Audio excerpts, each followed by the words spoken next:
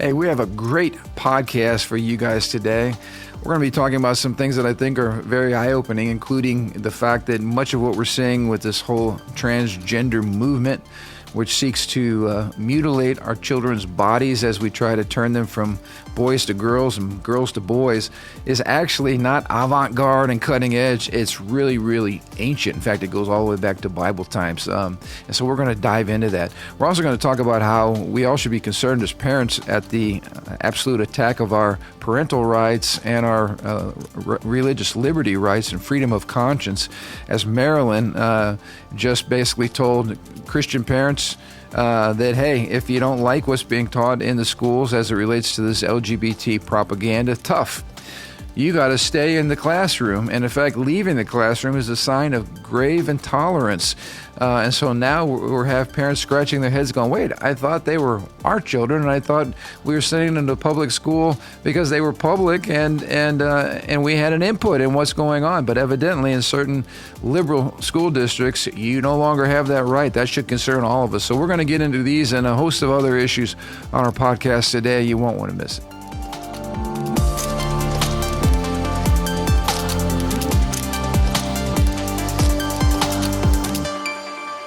Hey, welcome to the Ron Johnson Discipleship Podcast.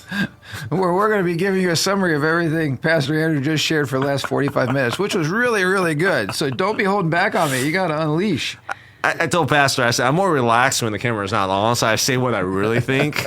And once I'm all in front of you guys, I'm like, oh gosh, what? Don't pick your nose and don't say and thinking too much. So part of what we shared was the wonderful thought that here we are, bright and early, recording a message for our listeners on the wonderful topic of gender mutilation. If you think this, reading the chapter was excruciating. Who would have thought that we'd be sitting here even having a topic like this that is not just some fringe topic. It has become absolutely mainstream America. A relevant topic that affects our current generation and our kids. And I guess what I am astounded by, because I mean, this has never happened in my lifetime. I didn't even know about such perversion and craziness. But what Jonathan Cahn in his wonderful book, Return of the Gods, has enlightened us to is that this stuff is like old school, been there, got the T-shirt stuff. This has been around since ancient times, and he does an amazing job, as we'll talk about today, of kind of connecting the dots between the fact that a lot of these, pagan cultures were into all of this stuff that seems so brand new, so fresh and new, but it's not. It's very old and stale and demonic and wicked. So anyway, we'll get to that in a moment. But I came across an article, maybe you saw the headline as well, that's very, very disturbing to me as a parent and should be to all of our listeners. And it ties into this whole issue of the whole LGBT movement, which we have been talking about. This is fresh off the press here. A federal court rules Maryland parents cannot opt out children from LGBT lessons in schools. It says here, despite national attention, thousands of protesting parents, a federal court is refusing to allow parents to opt their children out of LGBT courses that are being, again, literally shoved down our throats, forced upon us from the federal level, whereas local schools are being told what they will and they will not teach as it relates to gender, sexuality, etc. It says here, according to the lawsuit filed in May, parents were told that, quote, no notice will be given of when LGBT-themed lessons will be taught, and that no opt-outs will be tolerated. That word tolerate is a pretty strong word, because students must learn to be more LGBTQ inclusive. Now, that's full of a whole bunch of worldview issues and a whole lack of intolerance right there. Basically, we're not going to tell you when these themes come up, and you will not be able to opt out, again, because this will not be tolerated because students need to be more LGBT inclusive.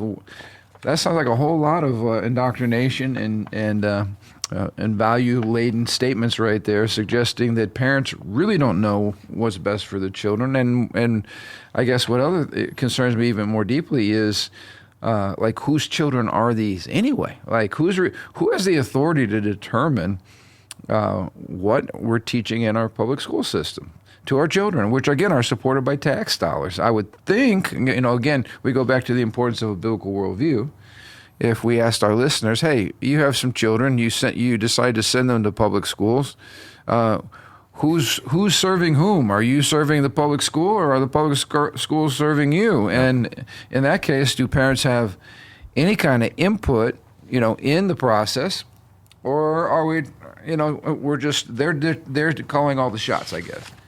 And a friend of mine, Joseph Backholm, who's a lawyer with FRC, he made this statement. He said, the one difference between the left and the right these days is on the question of who is in charge of the children. He continues, either government exists to protect the inalienable rights of parents to raise their children, or it is the government's job to raise children, which means they have to protect children from their parents. And the point he's making is that what we have seen in recent days is that there's this belief, and it's actually taught as part of the curriculum, that your parents are really your enemies. And if you are a little girl who wants to be a little boy and your parents are telling you, no, you're not a little boy, you're a little girl, then they're your enemy. And we have to keep this information from them. So not only are they teaching things that are an absolute offense to our values, but they're actually undermining the parent-child relationship. And this is incredibly dangerous and concerning to every parent. It says here, this was the judge's ruling. She wrote that reading books about transgenderism, drag queens, and bondage fetishes to children. I mean, bondage fetishes. It's unbelievable. This is even in the same sentence. As young as 3, quote, is not indoctrination and does not directly or indirectly coerce children into activity that violates their religious beliefs. So we're going to teach children, introduce children to all kinds of perverted things that should never even be in the mind of a child. And then we're going to suggest that what we're teaching doesn't influence them. If that's the case, why don't we just shut down the whole education enterprise? Because the whole point of going to school and learning something is that what you learn actually does shape your life.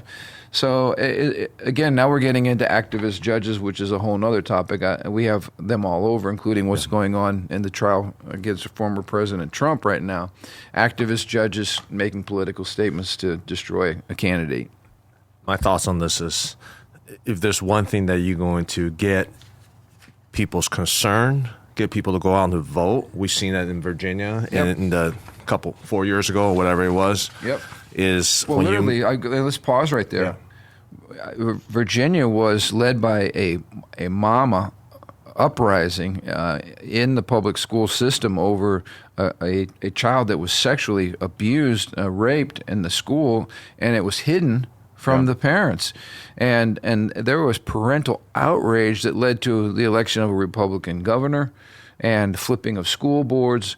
And to your point, you feel like this is going to happen on even a broader scale based on rulings like I don't this? know. I mean, a lot of it is like, you live in Maryland. I don't know what to tell you. Like, you live in Chicago. Like, this is, like, I'm not surprised by the school board. This is where, it's interesting because some of these elite school, I don't know this for sure, but my impression is a lot of these elite school are the one who's pushing, like, the good school areas with the good scores and where you want to send your school to so they can get into these pristine colleges is where a lot of these activism is happening. And I feel like parents almost have to make a choice to say, hey, what is more value that to me that my kids get indoctrinated this so they can go into Ivy League, or they stay within our values. And so Ivy League isn't really, as we've seen in this Free Palestine movement and the absolute chaos that's happening. I don't think Ivy League schools are where we want to send our kids anymore. I think all of that's shifting. Is what I'm saying. You have a unbiased, objective perspective on higher education, whereas a lot of these parents who, their whole goal is to get their kids to go through the system, go through the best schools, go through all, and they think that's what it means to be the best parents. Right. They don't even think outside that bubble. Like, I don't care how whatever, my kids goes to Harvard, and that is that is his or her destiny, and that's the vision. And all these issues, the shaking up with these protests in Ivy Leagues, these type of situations is maybe shaking parents' perspective of education a little bit to say, what do I truly value? What is truly happiness for my kids? That they get a Ivy League degree, or that they stay true to the faith that we raised them in. Yep. And sometimes it's becoming like mutually exclusive. Like ideally, we live in a world in which they can, grow up in the value, raising to be, and still go to these schools. But less and less so in our world today. Yeah. And your point's well taken, and I think too, this is why we've seen a lot of candidates who share a biblical worldview that want to completely do away with the federal Department of Education, because this is a perfect example of the state using of the federal government using our tax dollars to bludgeon local parents into submission and local school systems into submission, even in communities that don't share these values. Yeah. And it's a travesty, again, that our tax dollars are being used to push and indoctrinate us in things that violate our religious liberties. Because this is economical. You are paying, I don't know Maryland, but I'm assuming similar to where we are, is we're paying for property tax. Our property tax goes to public education. Public schools, yep. And we're not like, we support public education. Like, I'm not saying that's a bad thing.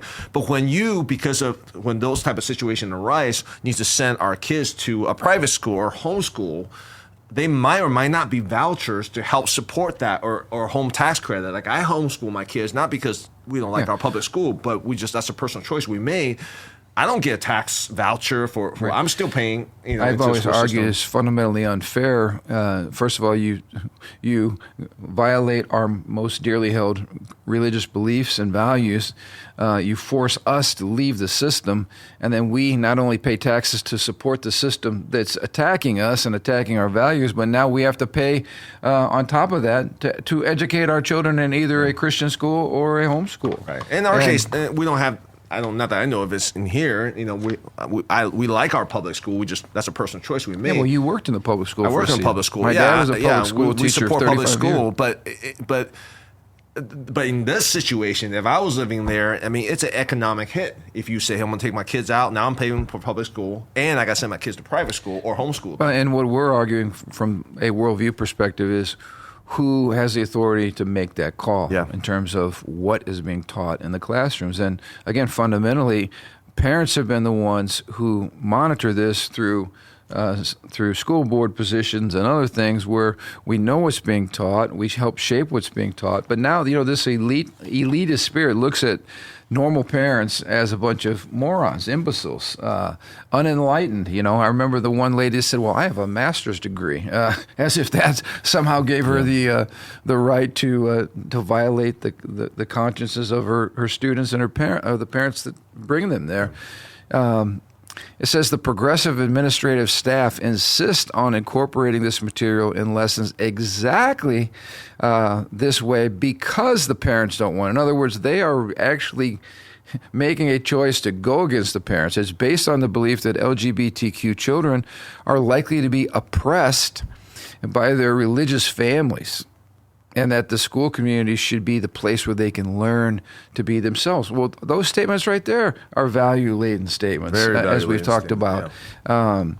And so this is interesting. It says, while the specifics vary, the parents all cite their religious views as spurring their desire to opt their children out of the storybooks, which is the program.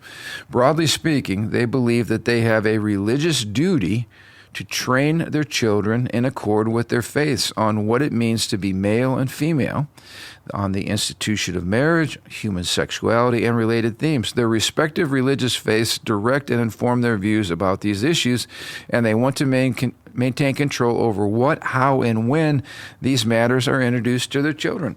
I think you and I as parents would say, well, duh.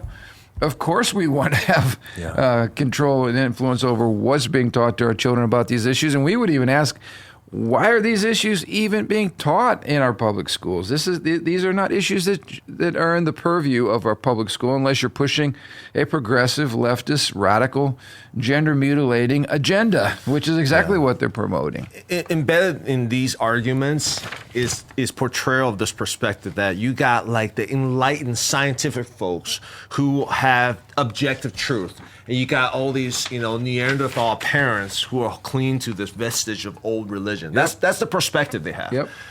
In the case we have to make, even on the basis of Christianity, and the basis of just religious freedom, is that they are bringing a separate religion. These are activists preaching a bunch of religion, just like you don't want a bunch of activist Bible thumping Christians every day, like throwing religion in your kids or your faces. These guys are doing the same thing. It's primarily predominantly a clash of religion and worldviews, that you're presenting a religion and I have a religion, and on the basis of that, the school should stay neutral. Right. That will be the argument I will make, but the way they're framing is like we're setting the kids free from this oppressive, old religion. Right. Again, it's fundamentally an antichrist spirit that attacks Christianity, attacks Western Civ, which came out of Christian values, and we've talked about this. This is a clear-cut agenda. It's really neo-Marxist in its foundations, that which hates is religious. America. Yeah, it's religious. Absolutely, it's an alternative religion, and we need to call it for what it is. We said before, you cannot have a neutral public ground or neutral government or neutral anything. Our system is made, nature abhors a vacuum. Some ideology will fill whatever vacuum they're trying to create. And in this situation, we're saying, well, we can't be preaching the Bible and Jesus and Christianity in our public schools. But as you pointed out, all this is an alternative, radical paganism that is being reawakened and resurrected. Let's look at what situation here. They are not saying don't teach these things. They're simply saying, can my kids be opt out of great this? Point. Like, all right, you're already moving ahead. The train's moving, but my kid is not going to be a part of that. Well, can you imagine, like, a Christian, like, if a school says, we're going to teach, we're going to go through a whole series talking about, like, Jesus is a savior and he's the gospel, he resurrected. We're going to go through the whole series. And someone is objecting and say, hey, they're not even saying don't teach this doctrine. Now, if we did that, I mean, the school board or whatever, or the education department will throw a fit and be like, no, you can't do that. But they're not even saying that. They're just simply saying, hey, you know what? That's not our faith. We're Jewish. That's not our faith, because we just want kids to not come to school for those days. Yeah. You keep doing this. That's still, you go and put your themes, you can put your crosses on, these guys are probably putting the rainbow flags on the windows. They're still promoting this thing. We just want to opt out of that. And the state is basically saying, no, you can't even opt out of that. Well, and I think this is where we're getting pushed into a corner, where even opting out is a concession on our part. It's absolutely a concession. And I think it's a wrong concession. I think we need to draw a very firm line. I think some of the folks that are promoting this maybe need to be starting their own private schools and spending an extra $8,000 to send their kid to their private school, where they can have all the perverted rainbows and drag queen hours and all that stuff on their dime. But certainly not. This should not be the agenda of public education. And I think these are the kind of things, just what you said, is pushing parents into a corner. We're going to see, again, a continued explosion, I believe, across the nation of homeschooling. We've already, I was looking at some charts the other day that showed it used to be homeschoolers were viewed as some fringe weird sect, right? And now this is about as mainstream as one can get. I mean, it's not just religious people that are doing this. It's people who are sick and tired of what's happening to public education across the board. Same thing with our Ivy League schools. Like, why in the world I'm going to spend $100,000 to send my kid somewhere where they're going to get poisoned with anti-Christian, anti-American garbage, and come out a radical who hates America and wants to go join Hamas. I mean, what a waste of education. But that's exactly where we are. So let's get into our topic today, which I've titled Transgender Mutilation, because as we're talking about Ishtar and the work of this sorceress, this demonic spirit, this principality, we've seen a gradual progression, not just from Baal rebelling against God, rebelling against the system, erasing all the lines. That, of course, led to the sexual revolution, erasing all the sexual lines, gender lines, getting rid of marriage, getting rid of all the sexual ethics that came from the Bible, which led to a sexual revolution, which led to unwanted pregnancies, which led to the entrance of Moloch, who is the god of child sacrifice. And boy, we've been worshiping that god in America now for over 50 years.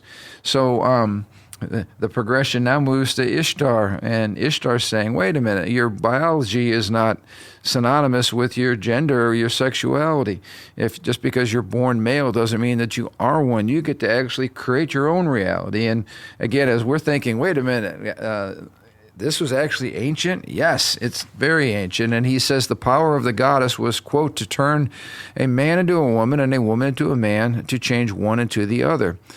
This implies more than the clothing changes of like a transvestite who might dress the opposite sex, or even the alteration of desire, which leads to same-sex relationships, lesbianism, homosexuality. Or he says even the identification with the opposite sex. In its most literal and ultimate understanding, it would mean the actual transformation of a man into a woman and a woman into a man. It would mean that the goddess had the power to physically transform a member of one sex into another. Now, we're talking here about how do you transform one sex into another without some form of surgery, right?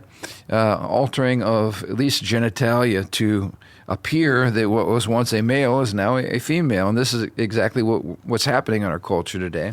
But this was news to me. I did not know this. He says, an ancient inscription from southern Turkey speaks of Ishtar's altering of sexuality in especially graphic terms. Quote, may Ishtar impress feminine parts into his male parts.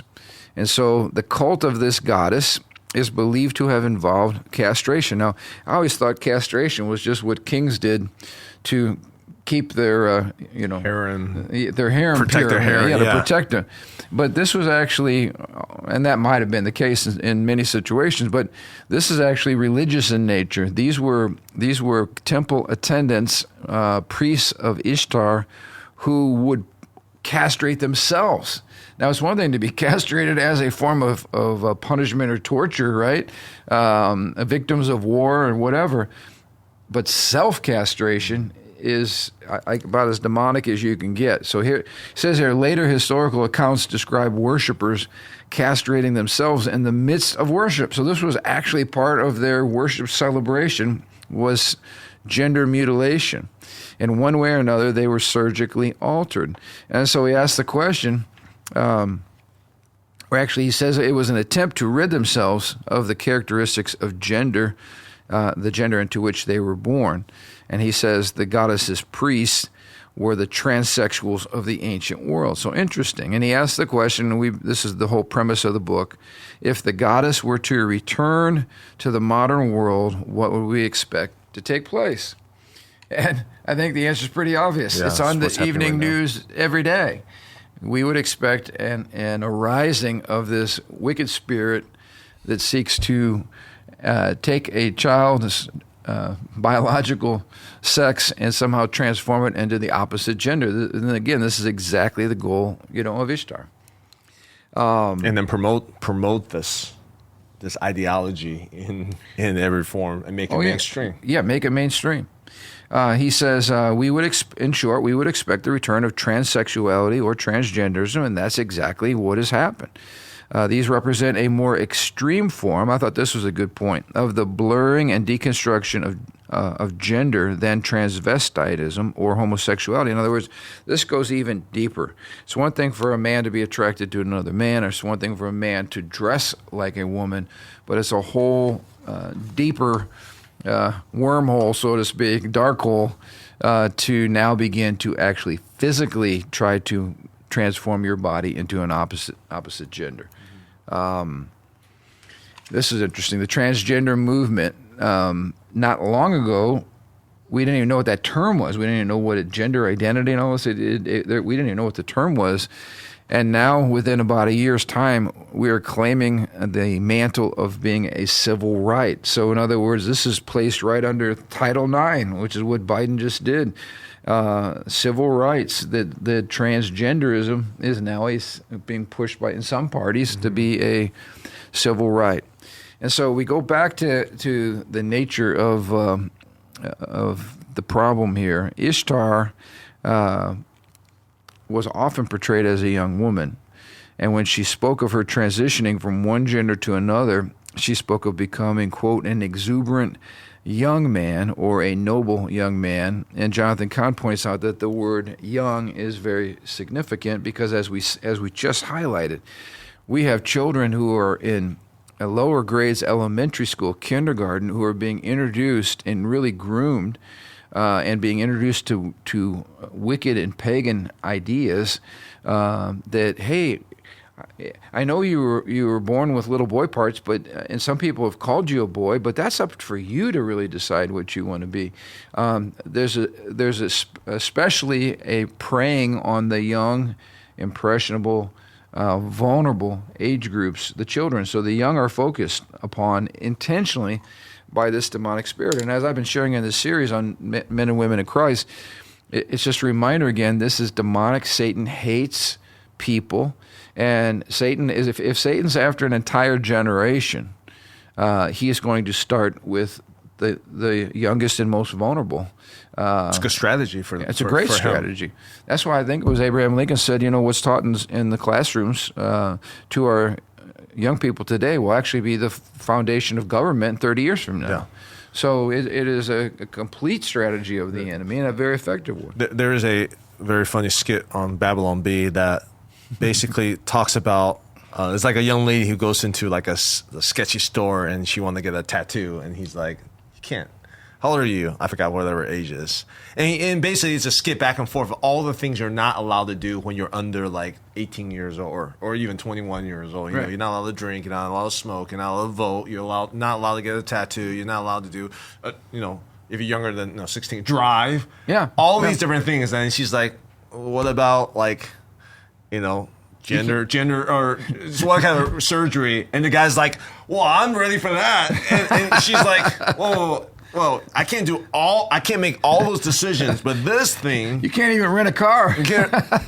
Yeah. And it was funny, but it was also not funny at the same time because it's just like, there's a disconnect there. Like if we're really about protecting help for the sake of the child, right?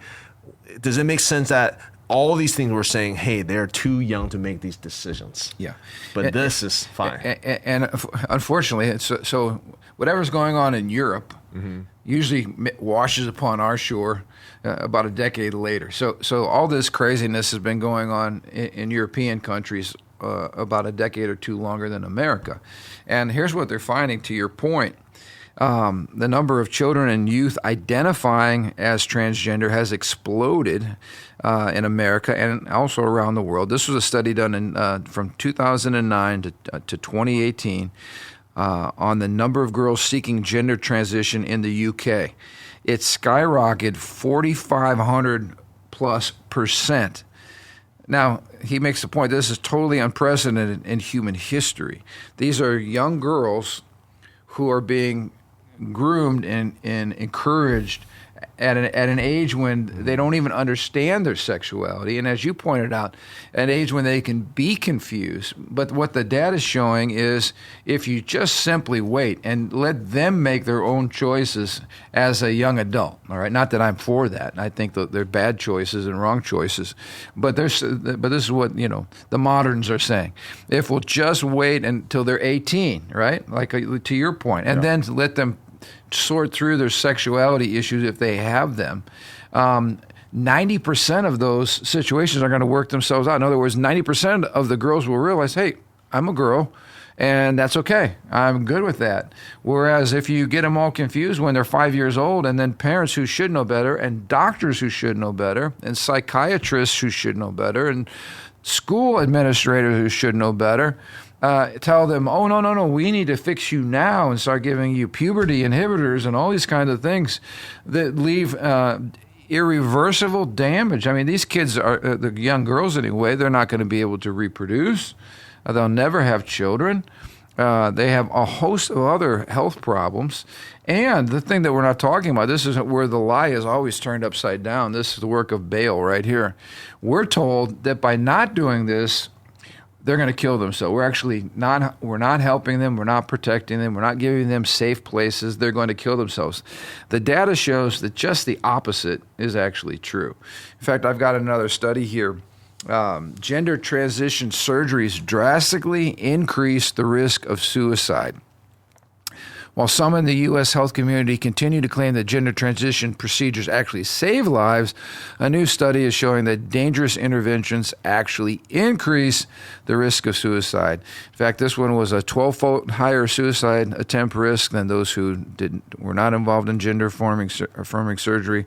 I've seen studies up to, this is an extensive 30-year-long study from Sweden. Not a bastion of conservatism in Sweden, all right, concluded that suicide rates increase after gender transition surgeries, rising to at least 20 times the suicide rate of the general population. I've seen data that says up to 40 times the general population. Says here, puberty blockers have numerous harmful effects on children, including an increased risk of cancer in boys. This was further confirmed earlier in the year with a publication of a series of video presentations by a group called the Global Education Institute. The experts discussed how they really know very little about the long-term effects of hormone drugs other than the permanent damage done to fertility, how puberty blockers are irreversible and may have devastating impacts on both future fertility and current brain development, how gender transition procedures do not alleviate mental health issues and may actually make them worse, and the dangers associated with surgical interventions, including high complication rates and severe damage done to healthy tissue and potential side effects like wound healing delays or necrosis. I mean, so what they're saying is basically we really don't know the long-term effects, but we're just going to keep ramrodding this and keep running ahead, which is medical malpractice. I mean, so finally some groups are saying, wait a minute, we need to tap the brakes. But there's interesting. There's only one nation in the world that's moving full speed ahead with this insanity. United States. America. It's so interesting. It's crazy to me. Like, my wife would like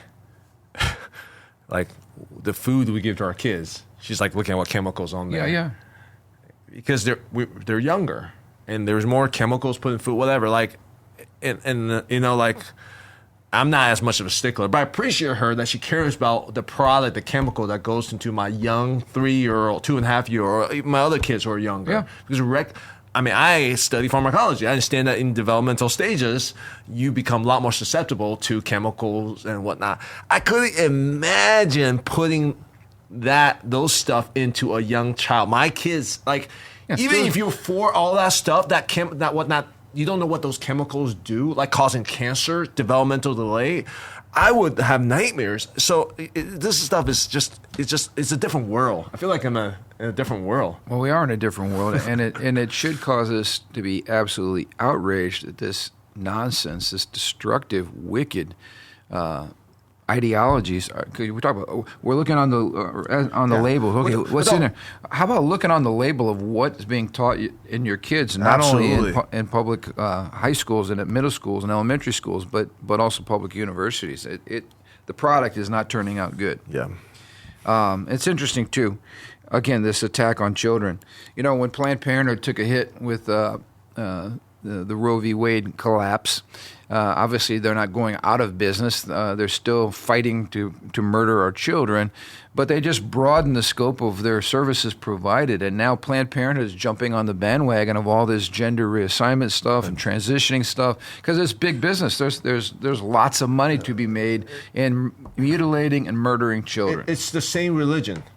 It's the same religion. It's the same ideology and worldview. So you can tell, like, it all blends together. They have the same worldview.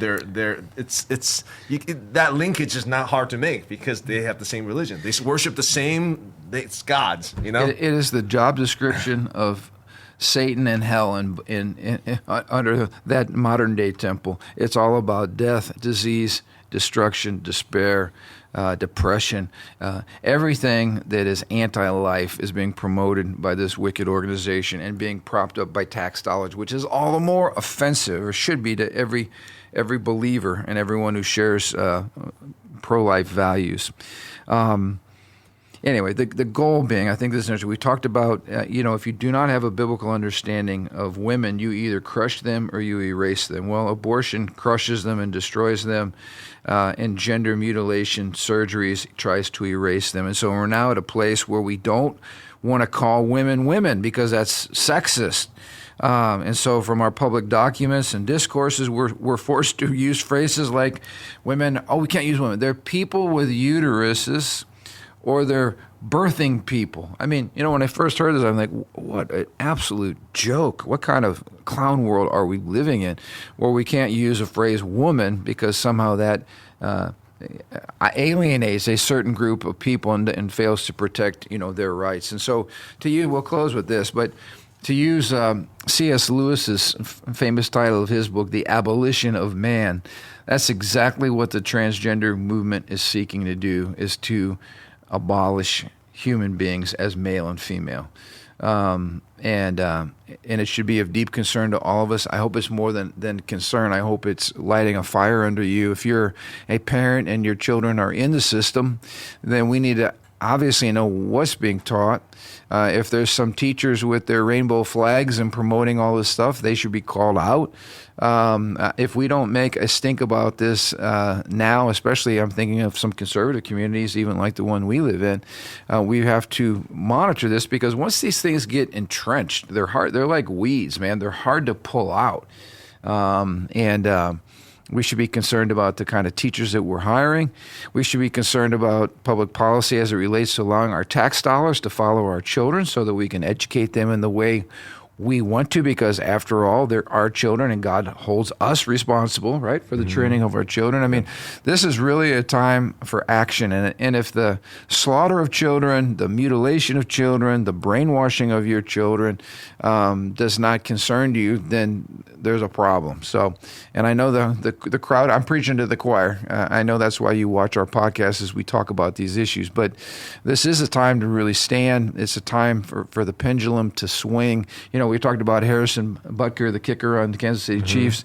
I read a great article that was in one of the national liberal newspapers, and basically the organization GLAAD, which promotes all of this perversion, were attacking Harrison Butker. His ideas were dangerous to the minds of young people, and this guy just absolutely torched GLAAD and saying, yeah, right, telling kids that they, telling moms that they should enjoy being married and having a family is dangerous. No, mutilating children, leading them to lifelong depression or suicide, that's harmful and destructive to kids. So we just need to tell it like it is. There's nothing unchristian about speaking the truth. Yeah. Yes, we do it in love. Yes, we do it with compassion.